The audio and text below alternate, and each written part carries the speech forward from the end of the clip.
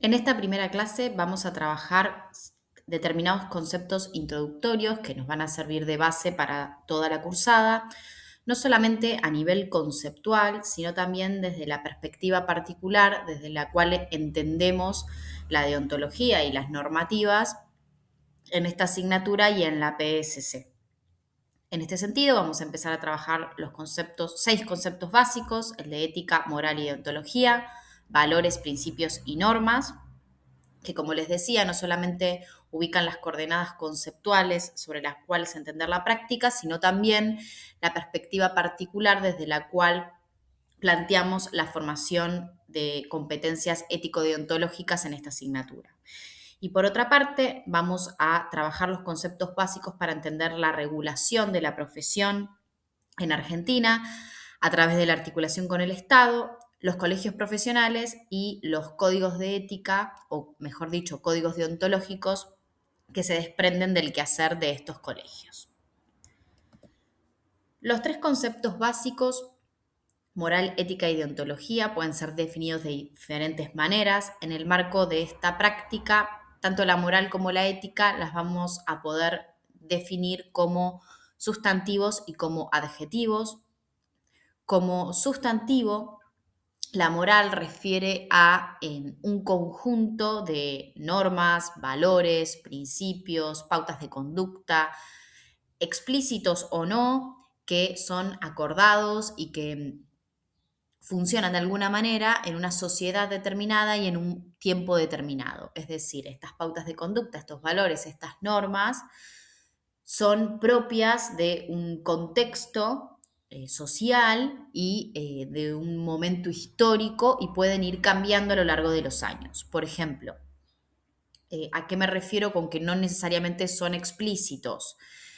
Si yo subo al colectivo y hay un asiento vacío y lo tomo, está implícito o es una pauta de conducta aceptada en una sociedad que si sube una persona mayor o una persona embarazada, voy a ceder ese asiento. Dentro de nuestra sociedad y en nuestro tiempo histórico, la moral imperante establece que esa sería una conducta deseable. Como adjetivo, la moral refiere a la relación que establece el individuo con esas normas aceptadas en una cultura y en un tiempo histórico determinado. Es decir, podemos calificar un acto como moral o no de acuerdo a si se adapta o no a esas normas aceptadas en una sociedad y en un momento determinado. En relación a la ética, también podemos definirla como sustantivo y como adjetivo. Como sustantivo refiere a la rama de la filosofía que estudia el acto moral. Y como adjetivo, que es principalmente como la vamos a trabajar en el marco de esta práctica, refiere a la conducta de un individuo que, a partir del ejercicio reflexivo, se posiciona críticamente frente a la norma, frente a la moral, y asume voluntariamente la responsabilidad sobre los efectos de sus actos. ¿Qué quiere decir esto? La ética la usamos para referirnos al particular posicionamiento de cada uno de nosotros y cada una de nosotras ante las normas aceptadas. Siempre la ética la pensamos dentro del marco normativo, es decir, que las normas son creadas para ser cumplidas y con un propósito de preservar y proteger determinados valores y principios, que ahora vamos a ver a qué se refiere, pero puede haber situaciones donde esas normas entran en tensión, donde hay situaciones de la realidad, y también lo podemos pensar específicamente, como lo vamos a hacer en esta asignatura, en la práctica profesional, que quizás generan dilemas, es decir, situaciones donde puedo resolver esa situación a través de diferentes caminos, todos ellos son válidos. En ese dilema lo que aparece es una tensión entre ciertos valores y ciertos principios, y soy yo como sujeto de una ética particular, que tengo que tomar una decisión sobre cómo voy a actuar, analizando críticamente la norma. Es decir, cuando uno se encuentra en una situación dilemática, no tira una moneda para decidir,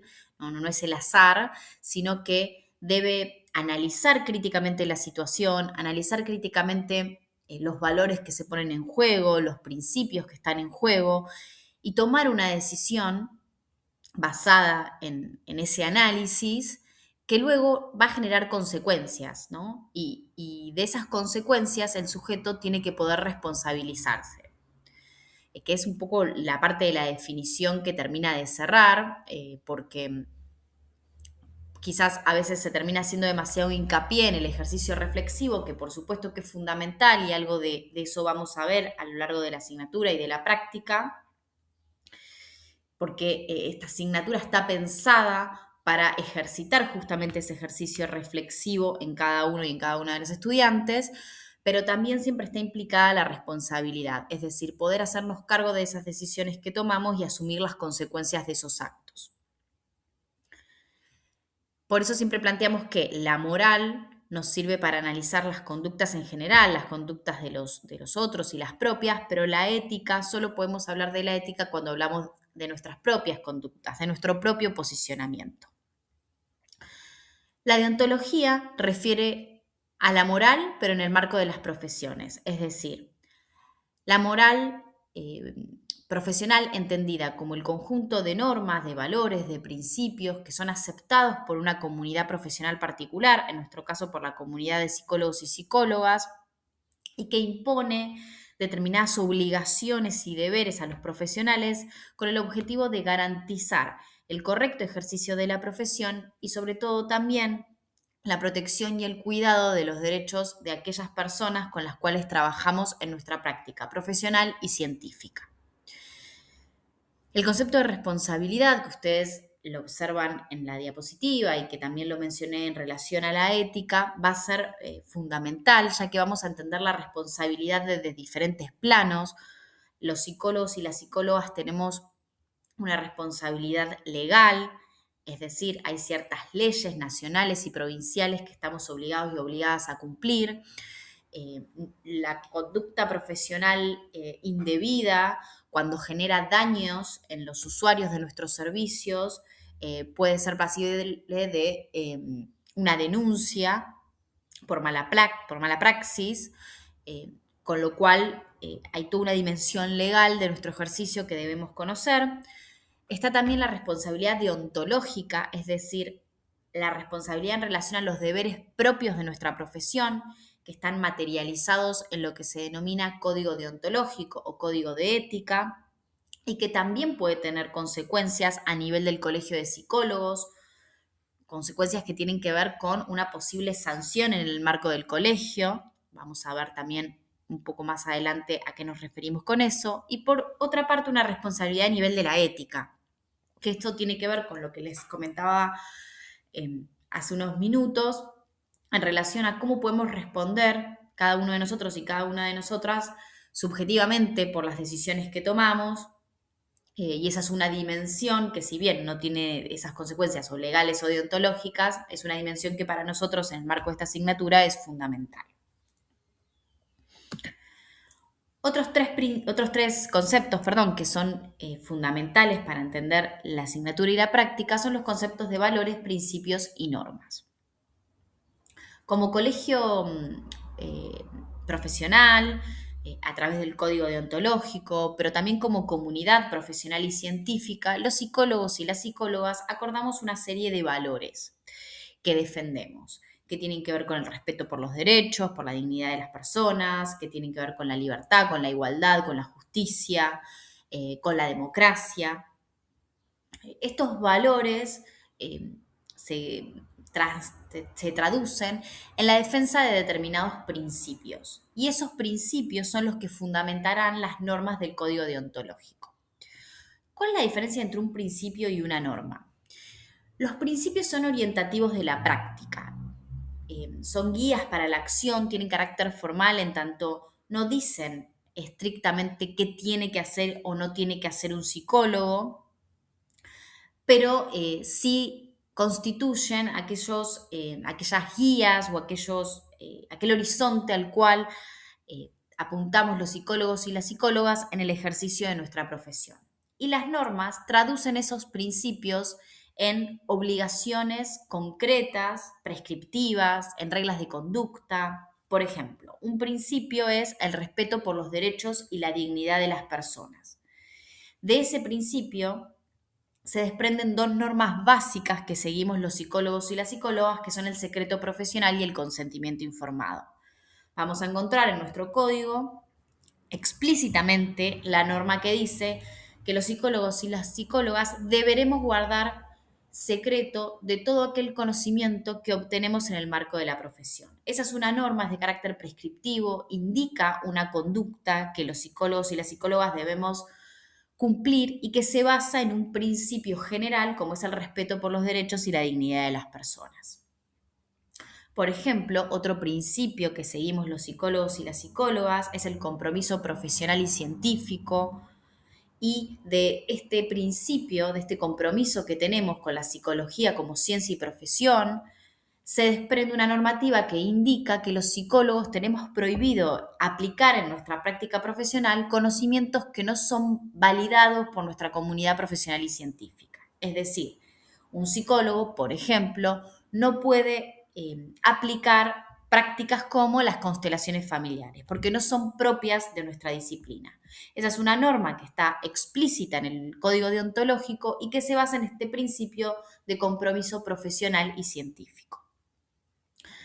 ¿Cuál es la importancia de estos principios? Ustedes tienen que pensar que nuestros códigos, nuestras normativas, no contemplan todas aquellas situaciones en las cuales un psicólogo o una psicóloga puede encontrarse en la práctica profesional.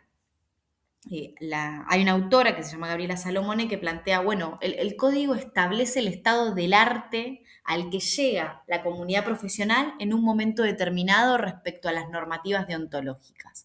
Siempre van a aparecer nuevas situaciones, por eso también los códigos son revisados a medida que pasa el tiempo, pero más allá de eso, cuando nos encontramos en la práctica profesional en una situación que quizás no sabemos cómo resolver, que implica un dilema, que hay tensión entre principios, ¿no? que hacer una cosa sería válido y hacer la otra quizás también, para poder tomar una decisión, para poder analizar esa situación, debemos basarnos en los principios, porque si existiera una norma en ese código, estaría basada en alguno de los principios que sostenemos como psicólogos y como psicólogas. Bien, ¿cómo surgen en el marco de nuestra profesión las normativas? Recuerden lo que mencionamos hace unos minutos, hay 3 niveles de análisis, ¿no?, de la práctica profesional. Uno tiene que ver con el nivel legal, leyes nacionales o provinciales que atraviesan el ejercicio profesional del psicólogo y debemos conocer: ley de salud mental, ley de derechos del paciente, las leyes que regulan la protección contra la violencia familiar o la violencia de género. Después tenemos un nivel deontológico que refiere estrictamente a las normas que los psicólogos y las psicólogas creamos para el ejercicio de nuestra propia profesión, y esas son exclusivas y se materializan en los códigos deontológicos. Y el nivel de la ética, que como planteamos tiene que ver con ese posicionamiento subjetivo, con esa capacidad de análisis, de reflexión y de asunción de la responsabilidad que está implicada en nuestra práctica. Ahora, ¿cómo podemos llegar a pensar la cuestión del nivel deontológico? Es decir, cómo los psicólogos llegamos a crear nuestras propias normas y por qué eso tiene validez y estamos obligados a acatarlas. En este sentido, es fundamental entender el rol que tiene el Estado en la regulación de la profesión. El Estado actúa como garante del cuidado y el bienestar de la ciudadanía. Y en este sentido, todas aquellas profesiones cuyo ejercicio pueden afectar ese bienestar o los derechos de la ciudadanía son también reguladas por el Estado. En relación a la psicología, a nuestra profesión, a través de 2 vías. Una es la vía académica y otra es la vía profesional. La vía académica refiere a el hecho de que la psicología es una profesión regulada por el Estado, es una carrera de interés público, es decir, que forma parte del artículo 43 de la Ley de Educación Superior, que refiere a todas aquellas carreras cuyo ejercicio puede comprometer los derechos, los bienes, el bienestar de la comunidad. Y en este sentido, como su ejercicio conlleva un potencial riesgo para la ciudadanía, el Estado interviene regulando y velando por la formación que los profesionales recibimos en las universidades, estableciendo ciertos estándares básicos que esa formación debe cumplir en relación a los conocimientos teóricos, pero también la intensificación de las horas prácticas y las condiciones en que esa formación es brindada. En relación a esto, es que hablamos que la psicología tiene, por un lado, alcances de título y por otra parte, actividades reservadas. Es decir, nosotros estudiamos una carrera universitaria que cuando logramos recibirnos, recibimos un título que nos habilita académicamente para realizar un montón de actividades. Y digo académicamente porque la habilitación para el ejercicio profesional nos la otorga la matrícula. Ahora lo vamos a ver en unos minutos. Entonces, ese título académicamente, en función de nuestra formación, nos habilita para hacer un montón de actividades. Aquello para lo que estamos formados. Ahora, dentro de esas actividades hay un subconjunto que se denomina actividades reservadas, que refiere a aquellas incumbencias que los psicólogos podemos realizar, aquello que podemos realizar a partir de nuestra formación, pero que conlleva ese potencial riesgo para la sociedad o para la comunidad. Entonces, sobre ese subconjunto de los alcances de título al que denominamos actividades reservadas, el Estado vela por la formación que los profesionales recibimos y analiza si estamos formados adecuadamente para el ejercicio de esas actividades reservadas. Actividades reservadas no quiere decir actividades exclusivas, es decir, no es que solamente la podemos realizar los psicólogos, podríamos llegar a compartirlo con otras profesiones, pero que también están incluidas en ese artículo 43 de la Ley de Educación Superior. Entonces, por un lado, el Estado tutela a través de la formación que los profesionales recibimos en las universidades y por otro lado, tutela a través de la práctica profesional en función de la creación de los llamados colegios de ley. En estos colegios, en estas instituciones que ahora vamos a ver qué son, delega tres funciones básicas. La primera es el otorgamiento de la matrícula, es decir, uno se recibe y para poder empezar a ejercer la profesión debe matricularse en el colegio profesional que le corresponde. En Argentina, siguiendo la forma federal de organización de nuestro estado, cada provincia tiene su colegio profesional. El único distrito donde no hay colegio es en Cava, en la Ciudad Autónoma de Buenos Aires. Por lo tanto, los profesionales que ejercen en Cava se matriculan directamente en el ministerio. En el resto de las provincias, los psicólogos y las psicólogas nos matriculamos en el colegio provincial de referencia.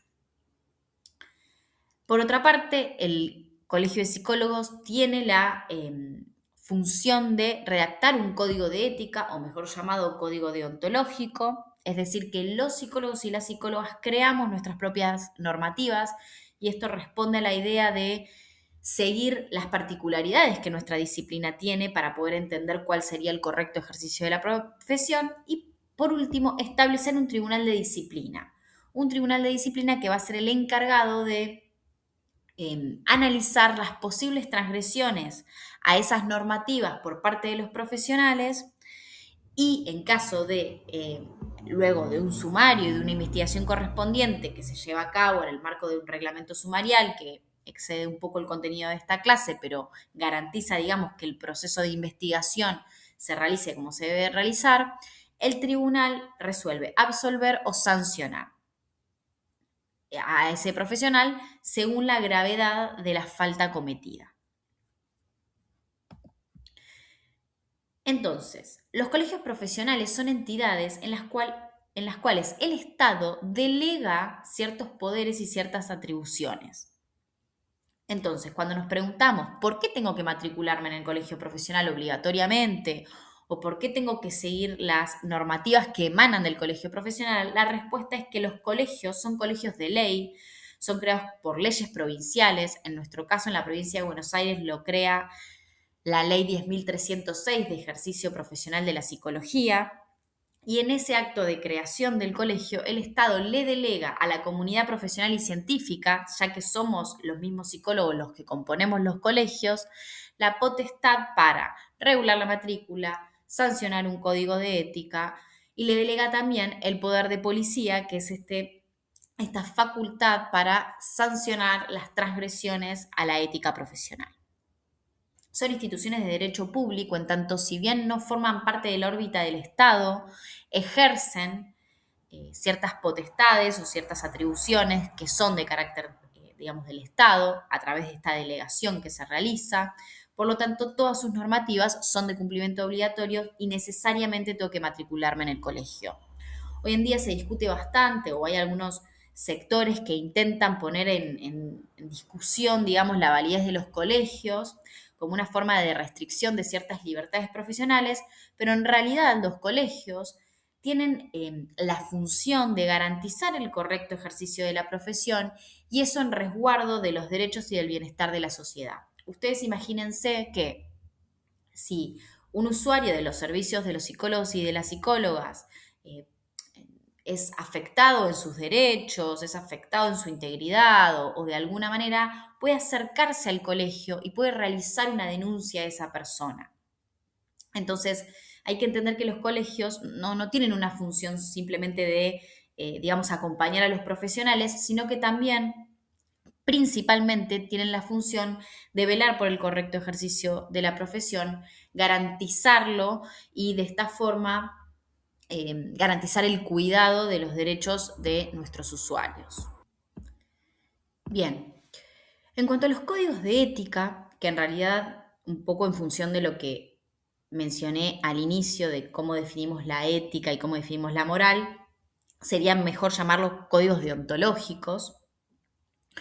Son una serie de normativas que, como dije anteriormente, creamos los psicólogos y las psicólogas a través de la institución colegial, que se basan en determinados principios éticos generales y en función de estos principios derivan ciertas reglas de conducta que señalan lo moralmente correcto o incorrecto en el ámbito del ejercicio de nuestra profesión.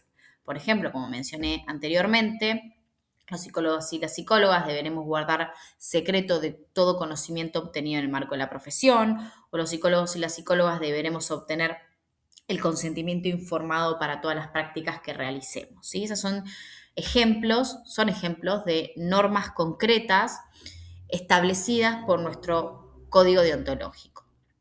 Los códigos son vinculantes en tanto son redactados y sancionados por los colegios profesionales provinciales. Como les dije anteriormente, la Ley de Ejercicio Profesional 10.306 crea en la provincia de Buenos Aires el Colegio de Psicólogos y dentro de las funciones de ese colegio establece sancionar un código de ética. Nuestro colegio de la provincia tiene su código de ética particular, el Código de Ética de la Provincia de Buenos Aires, y todo lo que está establecido allí es de cumplimiento obligatorio por parte de los psicólogos y no podemos alegar desconocimiento.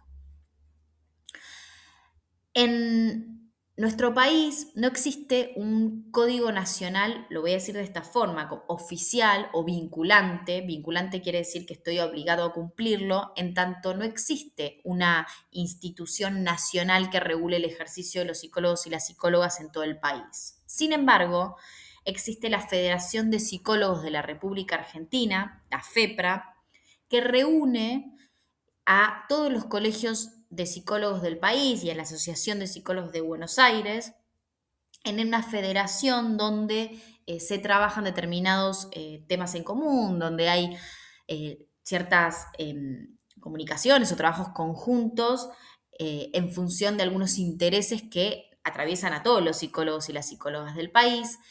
Esta federación tiene un código de ética, el Código de Ética de la FEPRA, que si bien en sí mismo no es vinculante, nuestro colegio de la provincia de Buenos Aires lo toma en carácter supletorio. ¿Qué quiere decir esto? Que en la provincia de Buenos Aires existe el Código de Ética del Colegio de la Provincia, que es sancionado por el Colegio de la Provincia de Buenos Aires, pero a su vez nuestro colegio incorpora el Código de la Federación de Psicólogos de la República Argentina para todas aquellas cuestiones que no estén lo suficientemente trabajadas o suficientemente ampliadas en el Código Provincial.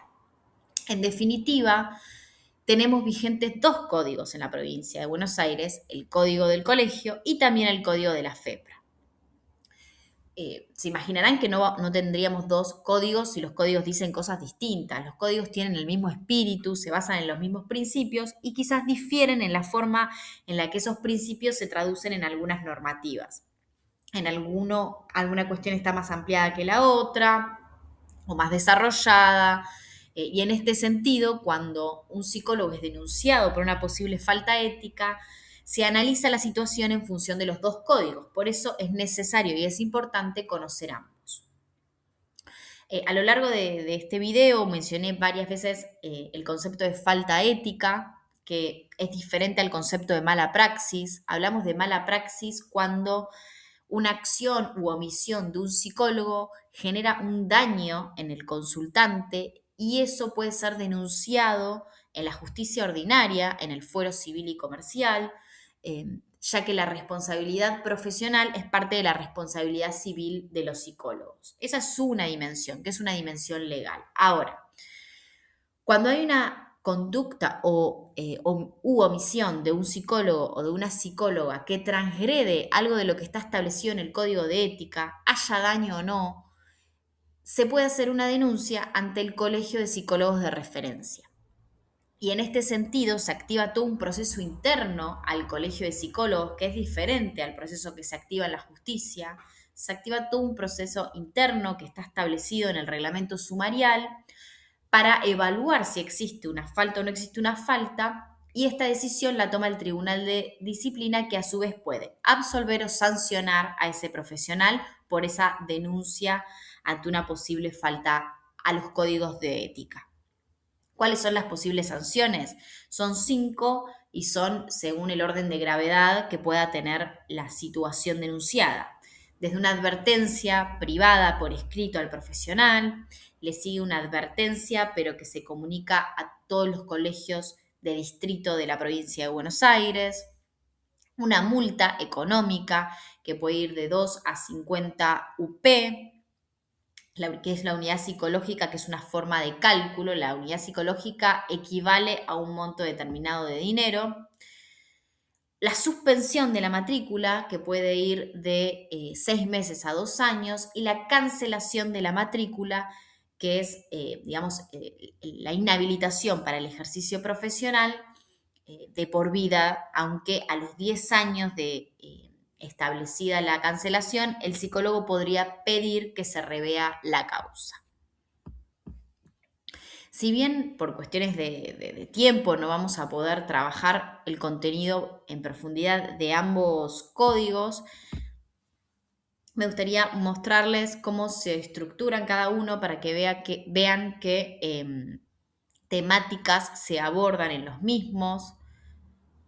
Principalmente tiene que ver con las responsabilidades hacia nuestros consultantes, como les mencioné, con el secreto profesional, el consentimiento informado, el tipo de relación que establecemos con ellos, la simetría que está implicada en el vínculo, también la responsabilidad que tenemos hacia nuestros colegas, la responsabilidad que tenemos hacia el colegio, la responsabilidad que tenemos hacia la comunidad, y después otras prácticas como la investigación, la docencia, las declaraciones públicas que hacemos los psicólogos en medios de divulgación, también la forma en la que publicitamos nuestros servicios. ¿A qué me refiero con esto? Hay toda una serie de temáticas que abordan los códigos de ética, estableciendo cuestiones que están prohibidas y cuestiones en las que estamos obligados y obligadas.